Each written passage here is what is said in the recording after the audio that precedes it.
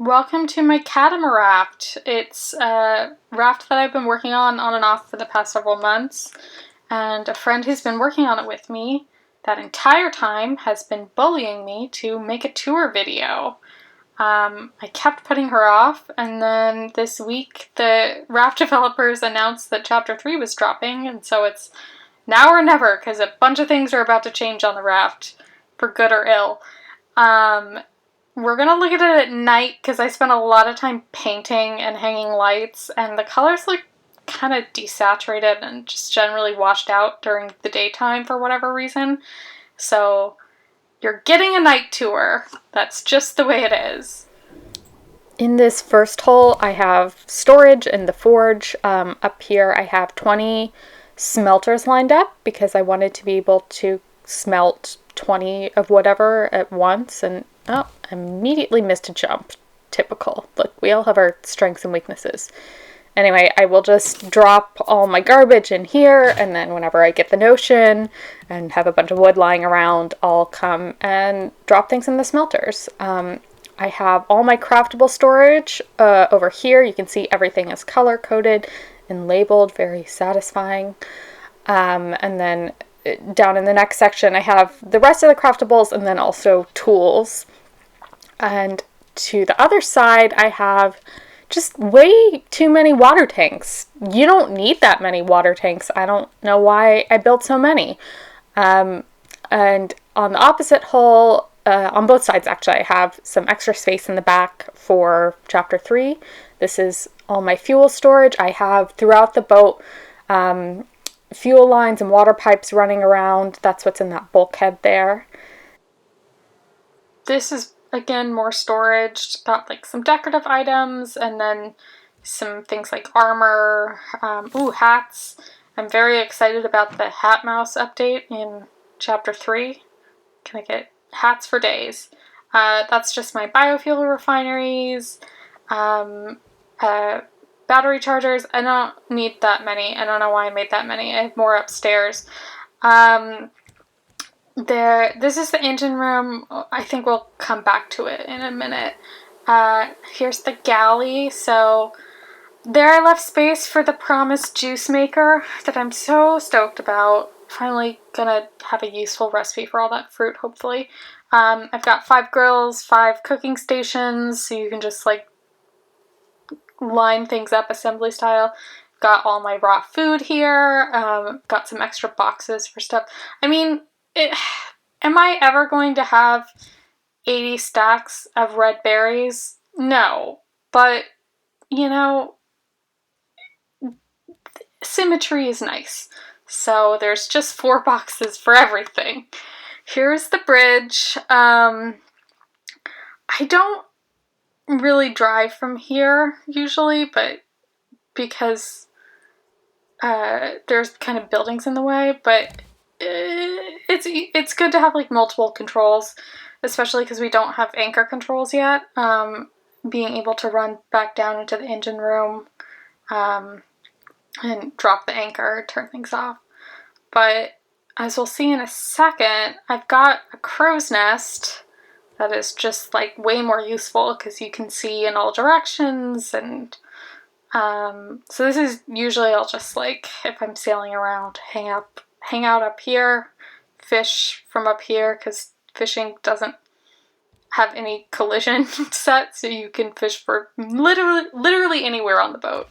And so here I've got a bunch of zip lines running to other parts of the ship, so we're gonna go to my first mate's cabin.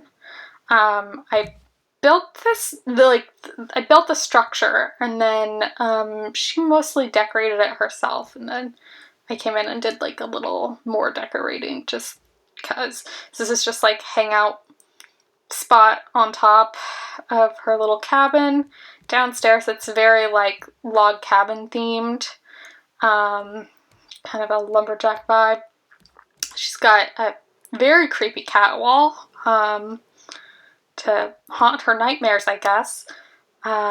She's got like a little closet under the stairs with all her junk in it. And here is a very fishy bathroom. She's overly concerned about privacy for the apocalypse, I would say. I'm gonna pull up all her blinds, make her mad later.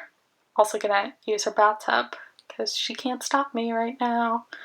And yeah, so that is just her little house. Comes out onto the forestry. Those are the only places on the ship that the seagulls can land, so it's very easy to just shoot them.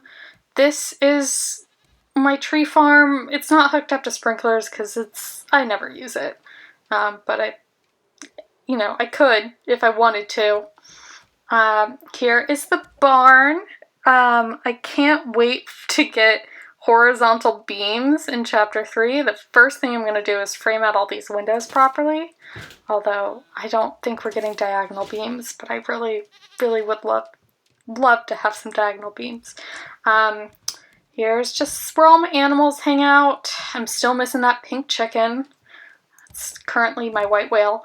Grab those eggs. And oh no, it's daytime. All the colors are so bad and ugly. We'll come back in a second. Okay, it's night again. Thank God. Just nice, normal, bright colors. So yeah, this is what I was talking about earlier. I have fuel pipes running like all under, like they go under the lighthouse there and like all the way up to the front. So I have battery chargers in strategic places, wherever there's batteries that need to be changed out. And it just all gets fueled automatically from the fuel tanks downstairs. There's nothing up here. It's just, vibes. Yeah, and then next I've got a little tiki lounge back here with a radio. Just, can hang out and have some drinks. I have space on either side to expand, like if there's a new structure I want to build or if I have to expand the barn.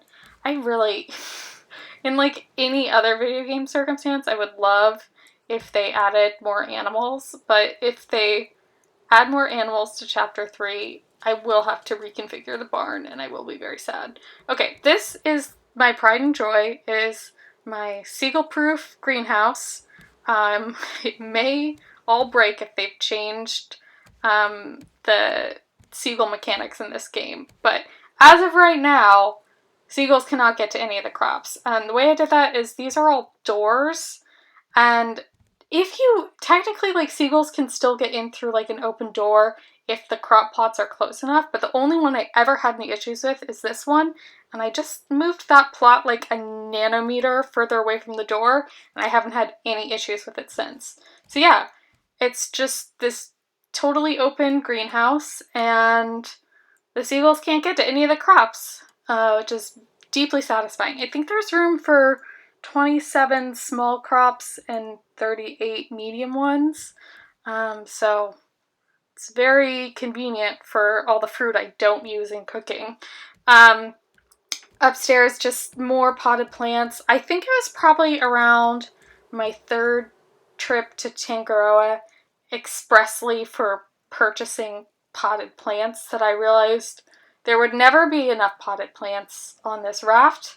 I will literally never be satisfied, and that's okay. This is just like a fishing spot. Got a barbecue up here. You can just hang out and do some fishing. Next we have the apiary, which again is seagull proof. I've got some footage of how I built it. Basically, there are, I think, 96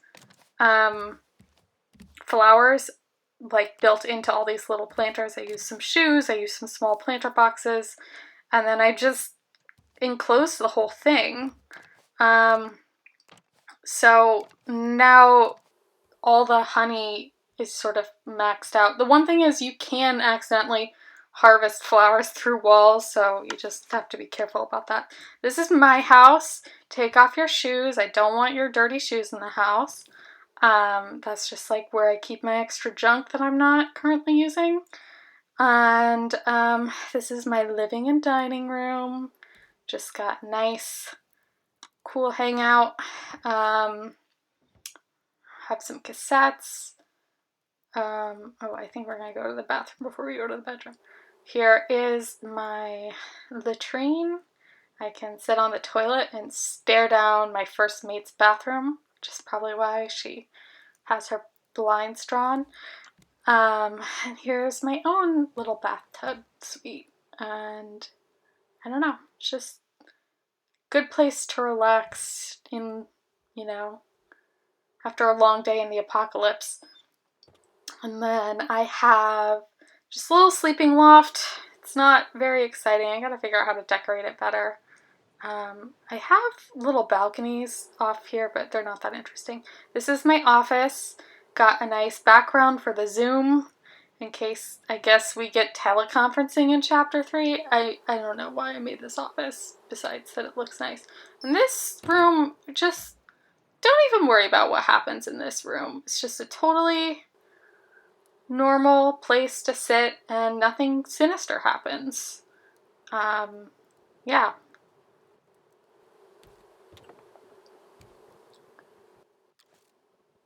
Back to the bridge. This is the deck house coming up. I have repainted this building like 5 times, and every time I've hated it, so I don't know, it's a work in progress. But this is where everyone else, all my hypothetical friends that I play Raft with, can store their stuff and have a bed. I really only have 1.5 friends that I play with. So all but one of these bunks is empty, even though I have other friends who play this game and just have never played with me for some reason. I don't know what to say about that.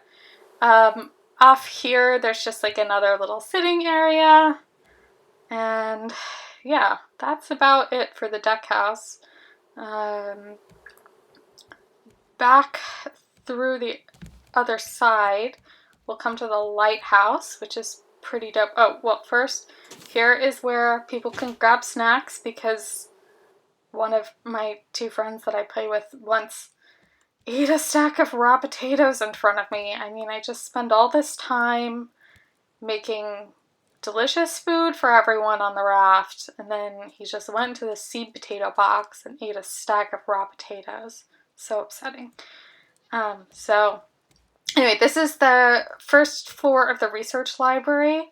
So it's like down here is just a sitting area with some books, some sort of trophies that we've gotten, and above there's some storage for where I keep like all the blueprints you'll see in a second. And this lighthouse I'm really happy with. I did this sort of swirly design all the way up, which was kind of a pain to do because you had to use like those triangular pieces stacked on top and then like paint each triangle individually. But I think the overall effect is pretty nice. Coming up here on this floor, we've got a trophy room. Although not all my trophies fit, and there's going to be more dead animal heads in Chapter 3, so I might have to figure out what to do about that room.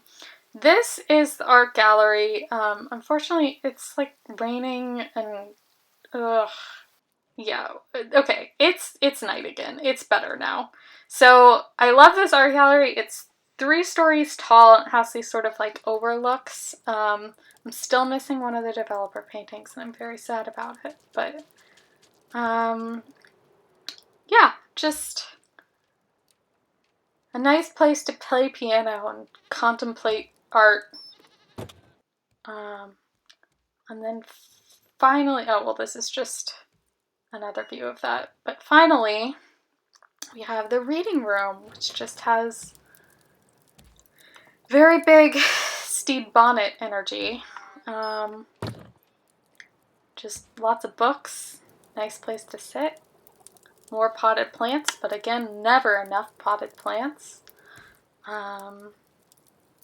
And yeah, I got my last couple trophies up here since I didn't have anywhere else to put them.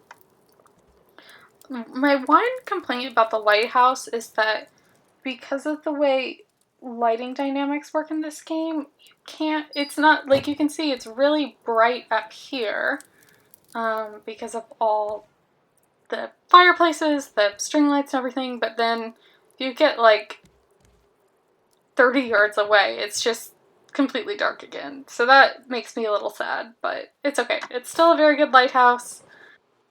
I was going to close this out with just another view from the crow's nest, but I did get distracted by a seagull that I had to murder, and totally forgot to record that. So instead, you can have some footage of shooting some fireworks off the lighthouse, framed very poorly. I did not do a good job. But yeah, that's about it until we go totally ham on chapter 3. I'm sure my one raft friend will strongly encourage me to post an updated raft tour after the next update, but it did take 6 months of her bullying me and also the threat of the next update potentially breaking my Seagull-proof greenhouse to get me to post this. So don't hold your breath. Maybe I will post some videos from other games, but maybe bye forever. Who's to say?